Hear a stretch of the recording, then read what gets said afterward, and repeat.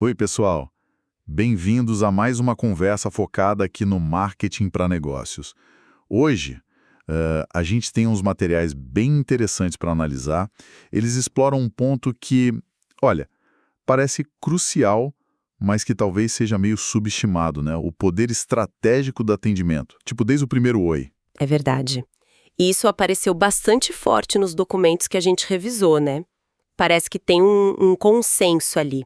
Por mais que o conhecimento técnico seja, claro, fundamental, a forma como você começa a conversa com um possível cliente, nossa, pode definir todo o resto. Exatamente. E a ideia aqui é a gente mergulhar nisso.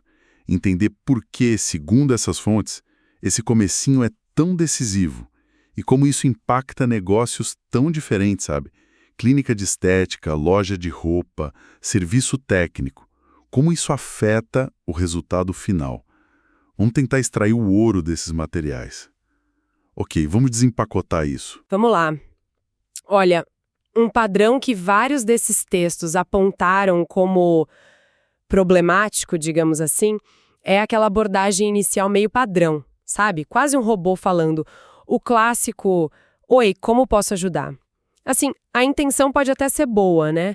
Mas a percepção que isso gera, pelo que a gente leu, é de impessoalidade. Sim, sim. Uma das anotações falava justamente disso, que passa a sensação para o cliente de que ele é só mais um, né? Não alguém com uma necessidade real, uma história por trás. E isso, bom, isso traz consequências, né? Com certeza. O impacto negativo que os materiais descrevem é quase, poxa, imediato. Essa abordagem mais fria, ela meio que joga a conversa para o racional, para o pragmático. Aí o cliente tende a focar no quê? No preço. Porque não teve aquela conexão inicial, sabe? Aquela que gera uma percepção de valor diferente. É o contrário do que as fontes descrevem como o ideal, né? Que seria um atendimento que busca entender primeiro, que faz perguntas abertas, que mostra um interesse genuíno ali na pessoa. Não é só ser educado, né? É tipo construir uma ponte mesmo. O fascinante aqui é como essa primeira impressão parece ter um peso gigante na decisão final, sabe? Pelo que a gente viu nesses textos, uma das fontes foi muito clara nisso. Falou que essa experiência inicial é o divisor de águas. Literalmente. É o que separa quem vai sair pensando: poxa, confio nesse profissional, senti que ele me entendeu, daquele que fala: ah, legal, mas vou dar mais uma pesquisada, comparar preço. A construção de valor, segundo essa visão que a gente analisou, começa ali, no primeiro contato. E essa construção, ou a falta dela, gera tipo um efeito dominó, né? Os materiais indicam que um bom primeiro contato já dispara um monte de percepção positiva. Sim, a confiança é a primeira. Isso foi muito batido nos documentos. O potencial cliente percebe que tem atenção ali, que as preocupações dele são válidas. Isso já quebra um gelo, né? Uhum. E logo depois vem a credibilidade, né?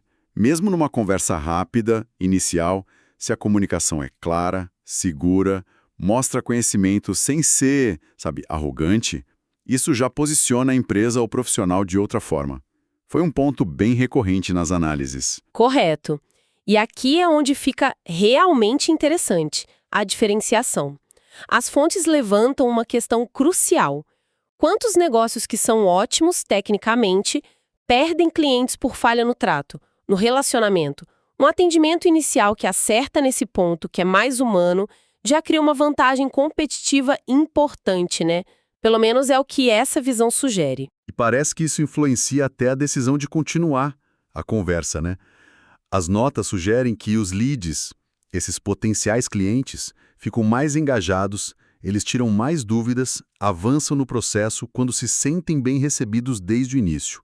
A chance de fechar negócio aumenta, parece. E o contrário também é verdade, foi bem destacado.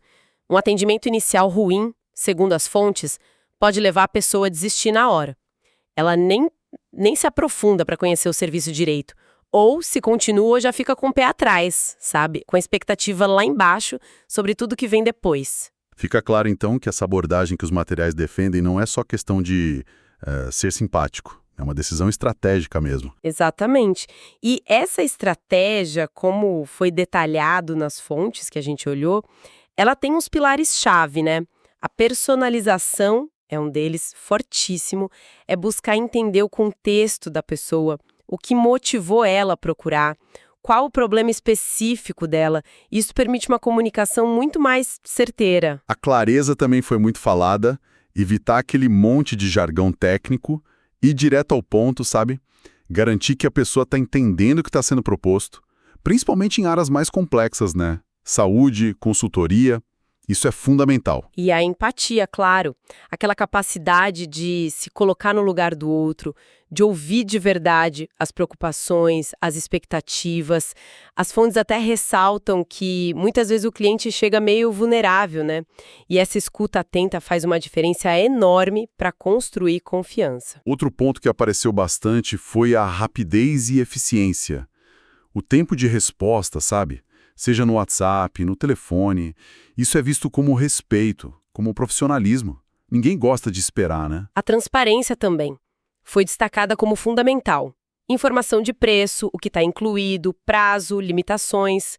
Quanto mais claro isso for desde o comecinho, menor a chance de ter problema lá na frente. E por último, um ponto que algumas fontes colocaram como um super diferencial: o acompanhamento, o pós-atendimento. Resolver a demanda inicial é o básico, né? Mas mostrar que a empresa se importa depois, que está ali para dúvida, isso parece que solidifica a mesma relação. Gera fidelidade, até indicação. Se conectarmos isso ao quadro geral, o que as fontes estão sugerindo é que cada um desses pontos ajuda a construir ativamente essa percepção de valor, de confiança. Não é só seguir um script, né?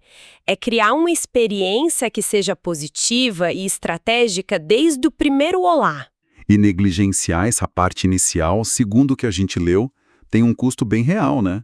Não é só a imagem. Sim, os prejuízos que foram listados são bem concretos.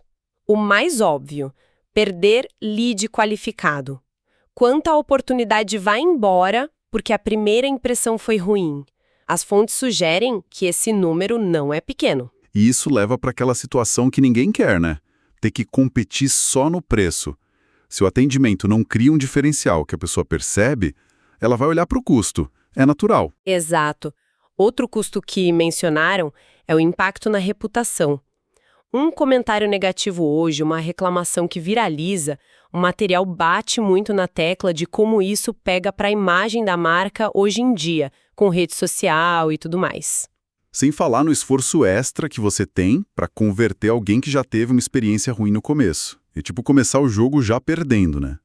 Gasta mais energia, talvez mais dinheiro em marketing para tentar reverter. E por último, a dificuldade em criar lealdade, em ter defensores da marca. Um cliente que não se sentiu valorizado lá no início, dificilmente vai virar um promotor seu, né? Todos esses pontos, segundo as análises, batem direto na lucratividade e dificultam o crescimento sustentável do negócio. Vamos tentar trazer isso para exemplos mais práticos. As fontes que a gente viu deram uns exemplos por setor que ajudam a visualizar bem isso. Que tal a gente começar com clínica de dermatologia? Ótimo exemplo e foi um que um dos artigos detalhou bem. Paciente de dermato muitas vezes está lidando com coisa delicada, né? Autoestima, seja acne, melasma, envelhecimento, ou até ansiedade sobre procedimentos, tipo botox, preenchimento, laser. Tem uma vulnerabilidade ali, né? Imagino. O primeiro contato deve ser crucial nesse cenário. É o que o material sugere, sim. Uma recepção que soa genérica, comparada com um acolhimento que mostra interesse de verdade, como você conheceu a gente, me conta um pouquinho do que te traz aqui. Isso cria uma sensação de segurança antes mesmo da pessoa entrar no consultório, sabe? Ela sente que o problema dela está sendo levado a sério. E o acompanhamento depois da consulta, nesse caso de dermato, como fica? As fontes destacam isso como vital. O paciente sai com um monte de orientação, né? Skincare, cuidado pós-peeling, pós-laser. Sem um acompanhamento claro, a pessoa fica insegura com qualquer reação normal, tipo vermelhidão, descamação. Ações práticas que citaram, mandar uma mensagem 24 horas depois, ter guias bem claros, um canal fácil para tirar dúvida, já agendar o retorno. Tudo isso reforça a adesão ao tratamento e a confiança. Mostra um cuidado que vai além do procedimento em si. Faz muito sentido. E numa clínica estética corporal, a dinâmica parece um pouco parecida, né? Tratamentos com várias sessões que dependem da pessoa seguir o protocolo. Sim, o contexto é bem similar. As expectativas costumam ser altas, perder medida, melhorar a celulite, flacidez. E o sucesso muitas vezes depende da adesão da cliente, né? Seguir dieta, beber água. O primeiro contato, segundo as notas, precisa focar muito em ouvir as inseguranças, os desejos, evitar empurrar pacote pronto e ser bem transparente sobre o processo, sobre os resultados que são realistas, né? E o acompanhamento pós-procedimento aqui também seria essencial para manter a pessoa engajada. Fundamental, de acordo com as fontes. Precisa acompanhar para garantir que ela está seguindo o protocolo, para gerenciar expectativas sobre efeito temporário, tipo inchaço, e para motivar a continuar, né? Mensagem de check-in, guia de cuidado, lembrete de sessão. Foram sugeridos como formas de transformar sessões num relacionamento mesmo, de cuidado contínuo. Saindo um pouco dessa área de saúde e estética, como essa lógica funciona no varejo? Por exemplo, numa loja de roupa feminina, que foi um dos exemplos que a gente viu. Olha, a lógica central é a mesma, mas o foco muda um pouco. A cliente, nesse caso, não busca só a roupa, né? Ela busca autoestima, estilo, quer se sentir acolhida, insegurança com tamanho, com combinação, é super comum. O atendimento que o material descreve como ideal é aquele mais caloroso, que funciona quase como uma consultoria informal. Sugere, valoriza o tipo físico, escuta, tem empatia. E o pós-venda? Que no varejo muitas vezes é meio esquecido, não? As fontes apontam isso como uma enorme oportunidade perdida. Coisas simples, tipo mandar uma mensagem de agradecimento, lembrar da cliente em data especial, avisar de novidade que tem a ver com ela, ou ter uma política de troca bem clara e fácil. Tudo isso foi mencionado como forma eficaz de criar um vínculo, de incentivar a volta. Transforma uma compra única em fidelidade. E para uma loja de semijoias, onde a peça às vezes tem um valor emocional, marca um momento especial. A abordagem sugerida é parecida, nesse sentido de cuidado, criar um ambiente que seja convidativo, sabe? E além do "posso ajudar?", agir como uma consultora mesmo, para que ocasião é, qual o estilo da pessoa, o que combina, explicar dos materiais, dos cuidados. Isso enriquece muito a experiência da compra. E o pós-venda nesse caso? Ajuda a reforçar essa percepção de que foi algo especial. Um agradecimento mais atencioso, uma lembrança em data importante, um convite para lançamento, uma garantia clara. Essas ações, segundo o material que a gente analisou, ajudam a transformar clientes em embaixadoras da marca, praticamente. O fio condutor que parece ligar todos esses exemplos e as análises das fontes é que a experiência que o atendimento proporciona é um diferencial tão ou talvez até mais poderoso que o produto ou serviço ensina. Resumiu perfeitamente. E isso volta para a questão central que os materiais levantaram. Como que a gente transforma conhecimento técnico em resultado financeiro? Uma das fontes trouxe uma frase que eu achei muito, muito forte. Começar a consulta com "Oi, como eu posso te ajudar?" termina ouvindo "Eu vou pensar, doutor." Nossa, ela resume bem essa ideia, né? Mostra que, para essas fontes, a competência técnica sozinha pode não bastar se o atendimento inicial não consegue criar essa conexão, esse valor, essa confiança. Precisamente. E a ligação com o resultado financeiro é direta, segundo essas análises. Um atendimento inicial melhor leva a quê? Taxa de conversão mais alta, menos necessidade de brigar por preço, mais indicação e, consequentemente, maior lucratividade. Superar a objeção do preço passa muito por construir esse valor percebido desde o comecinho. E por que essa discussão toda é especialmente relevante agora? Qual é a urgência que as fontes apontam para isso? O cenário que os materiais descrevem é de muita competição, né? Especialmente nesses setores que a gente falou, saúde, estética, varejo. Tá todo mundo brigando pelo cliente. Além disso, os clientes estão diferentes. Mais informados, pesquisam mais, comparam. E a expectativa deles com o atendimento tá mais alta. Não querem só o básico, né? Esperam um algo a mais. Exato. E os riscos de não se adaptar a isso, segundo as fontes, são grandes. Você corre o risco de ficar invisível no meio de tanta opção, ou de ser forçado a competir só no preço, o que, né, acaba com a margem e a sustentabilidade do negócio a longo prazo. E tem o fator da amplificação digital que você mencionou, né? Uma experiência ruim hoje, ela não fica só ali. Ela vai para a internet, impacta a reputação muito rápido. Então, o que tudo isso significa? Pensando no que a gente leu, significa que investir num atendimento que realmente encanta, desde o primeiro contato, deixou de ser só um legal ter, passou a ser uma necessidade estratégica para quem quer crescer, para quem quer se destacar nesse mercado de hoje. Faz todo sentido. Antes da gente fechar, eu queria lançar uma provocação final aqui, com base no que a gente discutiu. Manda. A gente falou muito da importância do primeiro contato e do acompanhamento logo depois do serviço ou da venda. Mas pensando além, estendendo o raciocínio das fontes, como que um relacionamento contínuo e estratégico com o cliente, que vai além desses pontos iniciais, poderia transformar aquela satisfação que já foi conquistada em defesa ativa da marca? Como transformar cliente satisfeito em promotor de verdade a longo prazo? Nossa, excelente ponto para a gente pensar. Construir esse relacionamento que dura, sabe? Manter uma comunicação que seja relevante, que seja personalizada, que talvez até antecipe necessidades futuras e continue agregando valor mesmo quando não tem uma venda acontecendo ali. Isso, sim, aprofunda o laço. É o que pode levar um cliente não só a comprar de novo, mas a defender a marca, a indicar ativamente para os amigos, para a família. É um passo além na lealdade, né? Um desdobramento natural dessas estratégias que a gente viu. Perfeito. Então, recapitulando os pontos-chave que a gente tirou dos materiais hoje. Um atendimento excelente, pensado de forma estratégica desde o primeiro alô, é fundamental.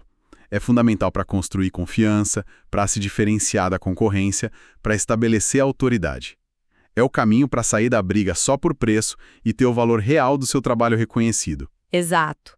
É posicionar o negócio não como só mais uma opção, mas como a escolha natural, a escolha preferencial para aquele cliente que busca não só qualidade técnica, mas também uma experiência positiva, né? E olha, para quem está ouvindo a gente e sente que precisa de um apoio mais estruturado para colocar essas estratégias em prática, para refinar o atendimento e realmente transformar o conhecimento técnico em lucro consistente, existe um caminho.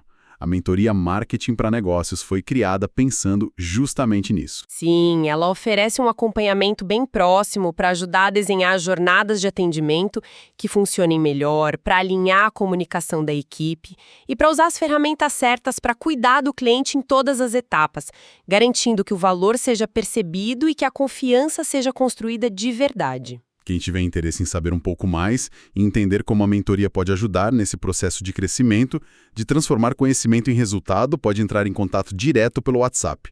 O número é 17 99 709 0062. É só mandar uma mensagem lá para o 17 99 709 0062 e conversar para entender melhor como a mentoria Marketing para Negócios pode se encaixar na necessidade do seu negócio.